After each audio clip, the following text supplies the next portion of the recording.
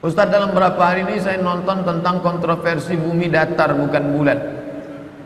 Ijma' ulama, ijma' ulama dinukil oleh ulama Saudi Arabia, ijma' Quran, hadis, ijma' qiyas. Ulama ijma' bahwa bumi ini bulat. Dan bagi saya tak berpengaruh mau petak, mau lonjong, mau segitiga. Pusing gara-gara itu. Al-Kahfi 17 ayat 33. Ijma' ulama, dia mau melawan ijma'. Matahari berjalan di tempat edarnya, sedang kita ijma' ulama. Saya pegang pada ijma'. Ini ulama yang ini muncul baru 2-3 hari, 2-3 orang. Ulama ijma'. Ibnu Taimiyah menceritakan ijma' ulama. Ibnu Taimiyah termasuk ulama yang ketat dalam masalah ini. Sama siapa saja wudhu kita tak batal saat bersentuhan. Mak saya, adik saya, kakak saya, makcik saya, adik emak saya, kakak emak saya, makcik saya, adik ayah saya, emak saya, nenek saya, adik nenek saya, anak perempuan saya, cucu perempuan saya. Itu yang mahram, yang wuduk tak batal menurut mazhab Syafi'i. Mazhab Syafi'i aja itu yang begitu. Kalau mazhab Hanafi, bersentuh tak apa-apa, bersentuh sama siapa pun tak apa-apa, sama orang, sama yang tak mahram dan sentuh kulit. Karena makna lamastumun nisa, makna itu bukan bersentuh, makna maaf cakap jima' baru batal, berjima' baru batal. Kalau bersentuh tak batal kata Hanafi. Kalau Maliki bersentuh bisyahwah, bersentuh bersyahwat baru batal. Kalau tak bersyahwat tak batal. Ada di dunia ini apabila menikah tak memiliki dana yang besar, karena sudah 3 wanita yang ingin saya nikahi tapi memberi antaran yang banyak, 50 juta. Saya mundur Pak Ustaz. Beli karton besar, anak-anak muda kumpul kalian ramai-ramai, beli karton besar, turun ke jalan, turunkan harga mahar. Turunkan harga mahar. Kalau mahar tinggi, zina merajalela. Itu sudah hukum sebab akibat. Tinggikan harga mahar, zina merajalela. Banyak orang ini lebih mau makan di daun daripada makan di pinggan. Ditawar baik-baik, Pak, kupinang anakmu Pak, wani piro, berani berapa ente? Setelah terjadi apa yang terjadi, Pak, anakmu sudah hamil 2 bulan Pak, nikahlah kalian. Jaga baik-baik. Puasa mengontrol hawa nafsu siang hari, malam hari setelah itu mengapa? Gimana tuh Pak Ustaz? Puasa malam tak ada. Kalau hawa nafsu antum tak terkontrol, puasa juga antum malam. Jangan. Bid'ah dhalalah itu. Maka kita jaga diri kita. Kalau sudah 13 jam setengah kau sanggup, maka yang 10 jam tentu lebih sanggup karena lebih pendek. Jagalah aktivitas banyak. Yang anak-anak muda ikut futsal, berenang.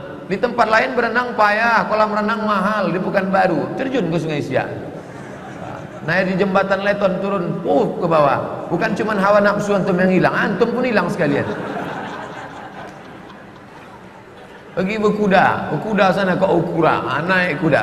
Naik kuda 1 jam sama dengan 1000 push up. Setelah itu habis tarawih tidur, capek. Nafsu itu harus dibakar semuanya. Mohon penjelasan tentang Ahlussunnah wal Jamaah. NU Ahlussunnah, Muhammadiyah Ahlussunnah, Perti Ahlussunnah, semua yang berpegang dengan sunnah itu Ahlussunnah. Jangan kalian kotak-kotakkan Ahlussunnah. Ahlussunnah hanya kami, Ustadz Sunnah. Sampai sekarang ada pula warung sunnah. Artinya warung dia aja yang sunnah. Berarti warung yang lain warung bid'ah lah itu.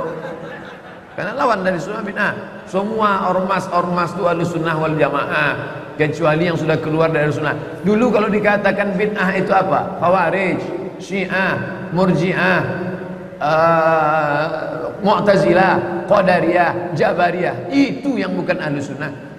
Ini ndak. NU tak Ahlussunnah, Muhammadiyah tak Ahlussunnah, Perti tak Ahlussunnah. Mereka ini tak Ahlussunnah. Lalu yang Ahlussunnah siapa? Kita saja. Ndak. Kenapa surat Yasin jadi idola daripada surat yang lain? Dikit-dikit baca Yasin, dikit-dikit baca Yasin. Man qara'a Yasin fi lailatin, siapa yang baca Yasin pada suatu malam, asbaha maghfuran lah, pada waktu subuhnya dia sudah diampuni Allah. Kalau tak ada hadis itu takkan dimuliakan orang surat Yasin.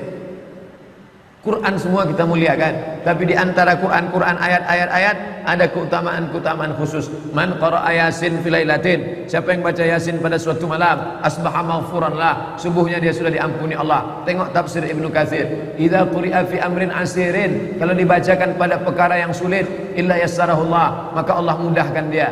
Kata Imam Ibnu Katsir, dibacakan pada perkara sulit, sulit rezeki, sulit anak mau lahir, sulit mau mati, dibacakan surah Yasin. Baca Yasin tak salah, seumur hidup baca Yasin masalah. Kami dengar ceramah Buya Yahya, beliau mengatakan akidah seorang tidak benar apabila tidak bergabung Ahlussunnah wal Jamaah, Asy'ariyah, Al-Maturidiyah. Apa maksudnya itu Pak Ustaz?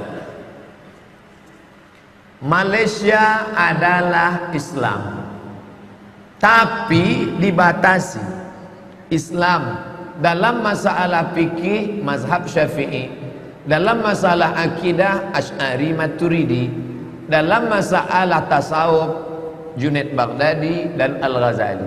Itu Malaysia. Maka siapa saja yang mau ceramah ke Malaysia, 2 bulan sebelumnya kirim ijazah fotokopi paspor. Ijazah S1 saya, ijazah S2 saya kirim ke Kuala Lumpur sebelum ceramah, diperiksa oleh mufti.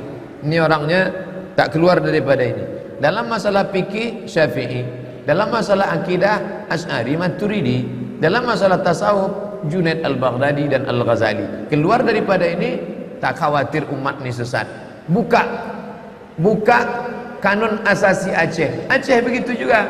Aceh Ahlussunnah wal Jamaah dibatasi 3. Ternyata Kiai Haji Hasyim Asy'ari merumuskan NU adalah 3. Hasyim Asy'ari, NU itu 3. Dalam masalah akidah Asy'ari Maturidi, dalam masalah fikih tak boleh keluar dari 4 mazhab, dalam masalah tasawuf Junaid Al-Baghdadi dan Abu Hamid Al-Ghazali. Ini Ahlussunnah wal Jamaah. Kemudian beliau mengatakan akidah seorang tak benar apabila tidak bermazhab. Macam mana tak bermazhab?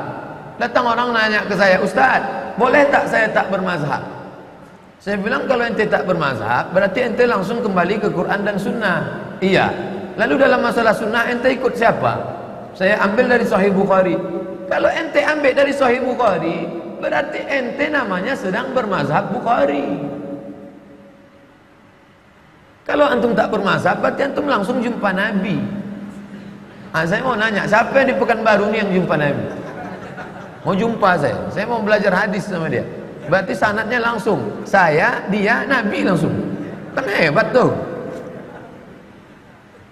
Bagaimana kalau ada golongan tertentu mengatakan tak perlu bermazhab apabila dia tidak benar akidahnya, Ustaz?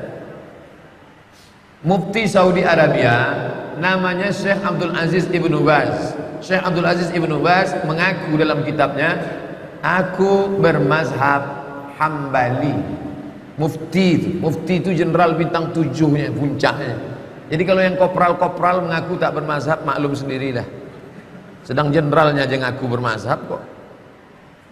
Ustadz, bisa diceritakan agama Yahudi kok sampai yakin kali dengan agamanya? Itulah isi pembahasan kita tadi, yang selama hampir sejam tadi. Mereka yakin betul dengan agamanya, keyakinan itu di dalam. Dia yakin dia bangsa pilihan Tuhan, dia yakin bahwa Mesias akan datang, dia yakin bahwa ini bumi dijanjikan Tuhan, dia yakin dia akan menguasai dunia. Kita kenapa tak yakin? Karena kita tidak beribadah. Maka ilmu ini jangan hanya setakat telinga saja. Yakin akan masuk kalau kita amalkan. Yahudi itu, tengok, semalam saya dikirim anak-anak Yahudi membaca kitab, memanjangkan ini, pakai topi baca. Anak-anak itu dari kecil, anak-anak kita suruh hafal juz 30, lomba tahfiz Quran. Itu yang akan menanamkan kepalanya. Bawa dia salat tarawih, bawa dia ke masjid, bawa amal. Yahudi melakukan itu, kita tak melakukan itu. Agama di sekolah minim. Maka jangan heran banyak orang Islam tak paham agama. Mereka enggak, agama diperkuatnya. Yang berkuasa di Yahudi itu sekarang siapa? Garis kanan yang ekstrim. Yahudi yang ekstrim itu yang dijadikannya sebagai ulama. Tempat kita yang liberal dijadikan ulama, yang ekstrim malah ditangkap. Ya hancurlah. Bagaimana pembagian zakat fitrah yang afdal pada zaman sekarang? Kan terdapat fakir miskin. Yang dikatakan miskin masa Nabi dulu memang tak memiliki apapun. Yang sekarang orang merasa dirinya fakir miskin, menerima zakat katanya, namun dia memiliki Honda dan lain-lain. Miskin, fakir, fakir tak ada income sama sekali. Tidak ada income sama sekali, fakir. Janda tua, suami meninggal, anak tak ada, sebatang kara, fakir. Miskin, ada pemasukan tapi tak mencukupi kebutuhan. Misalnya orang Pekanbaru standar hidupnya 2 juta, dia cuma 1 juta sebulan, maka dia termasuk miskin. Adapun sepeda motor itu alat, bukan harta. Jangan nanti kalau ada orang punya motor tak dikasih zakat. Zaman Nabi dulu orang bukan punya motor, punya kuda. Kuda itu alat transportasi, dia tak punya pemasukan. Mana lebih mahal kuda sama Honda? Ya mahal kuda. Kuda itu paling murah 70 juta. Yamaha Mio 15 dapat. Jadi kalau ada orang punya motor tak dikasih zakat, dia miskin kalau pendapatannya tak ada. Nah ini, jadi jangan standarnya motor. Asal punya motor kaya. Tak bisa jadi hukum motor.